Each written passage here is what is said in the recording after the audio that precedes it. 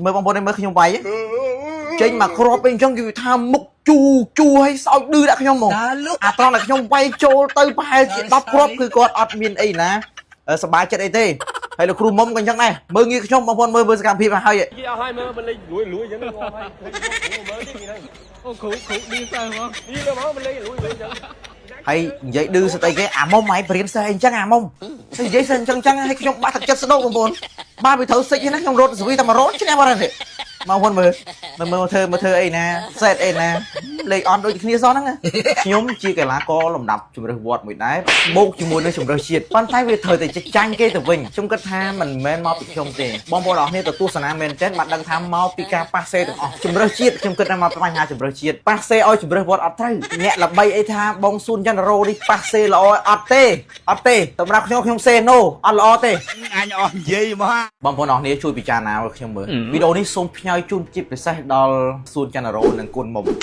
បានថ្ងៃនេះខ្ញុំសូមលេងមែនតើហើយប៉ះពាល់ដល់វិស័យនេះក៏វិស័យទៅខ្ញុំអត់ខ្លាចលេងខ្លាចហើយបងប្អូនអរគ្នាថ្ងៃមុនហ្នឹងបន្ទាប់ពីសុយខនជាមួយនឹងសឿនហេងប្រកួតគ្នា3ស្មើគឺដល់គ្រូធំមួយទៀតគឺថៃចន្លៃស៊ូនចន្ទរោគុណមុំហើយនិងស្មាត់រ៉ាយើងនេះបាទប្រកួតគ្នា4ស្មើជាមួយនឹងគេដែរនៅស្ពីនទៅឆ្នៅលទ្ធផលនោះគឺចាញ់គេ2-0ខ្ញុំអត់យល់បងប្អូនអរគ្នាសាកសម័យមើលខ្ញុំជាកីឡាករលំដាប់ជម្រើសវត្តមួយដែរបូកជាមួយនឹងជម្រើសជាតិប៉ុន្តែវាត្រូវតែចាញ់គេទៅវិញខ្ញុំគិតថាមិនមែនមកពីខ្ញុំទេបងប្អូនអរគ្នាទៅទស្សនាមែនទេបានដឹងថាមកពីការប៉ាសេទាំងអស់ជម្រើសជាតិខ្ញុំគិតថាមកពីបញ្ហាជម្រើសជាតិប៉ាសេឲ្យជម្រើសវត្តអត់ត្រូវបងប្អូនអរគ្នាសាកសម័យមើលបងប្អូនអាចទៅមើលវីដេអូហើយវីដេអូនេះខ្ញុំនឹងបើកបង្ហាញពីការពិតទាំងអស់ថាអ្នកល្បីអីថាបងស៊ូនចន្ទរោនេះប៉ាសេល្អអត់ទេសម្រាប់ខ្ញុំសេណូអត់ល្អទេខ្ញុំវាយអត់ចេញហ្មងប៉ាសេលឿនហើយវាអត់ត្រូវ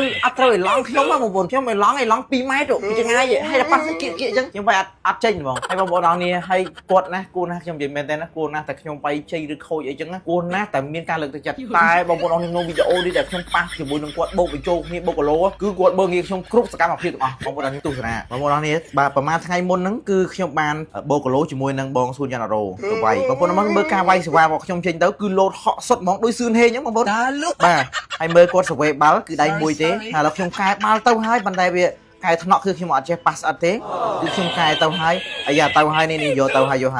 នេះគាត់ប៉ាសេមើលបោះបងប្អូនបោះគឺអត់មានពលឹងអ្នកបាល់ក្នុងគាត់មើលនេះបងប្អូនខ្ញុំកែបានលីប្រូក៏ឡទៀតទូខ្ញុំមើលចុងក្រោយគឺស៊ីបាត់អ្នកអាកន្លែងនេះខ្ញុំអត់ខឹងទេបងប្អូនមកខ្ញុំលោតសេវាចេញទៅគឺម៉ូវេសុតបងប្អូនម៉ូវេសុតហើយមើលណាមើលបងប្អូនមើលអត់មានម៉ាំងមានអីសោះខ្ញុំអត់យល់ហ្មងមើលហើយមើលបងប្អូនមើលខ្ញុំវាយចេញមកគ្រាប់អីអញ្ចឹងគឺថាមុខជូឲ្យសោចឌឺដាក់ខ្ញុំហ្មង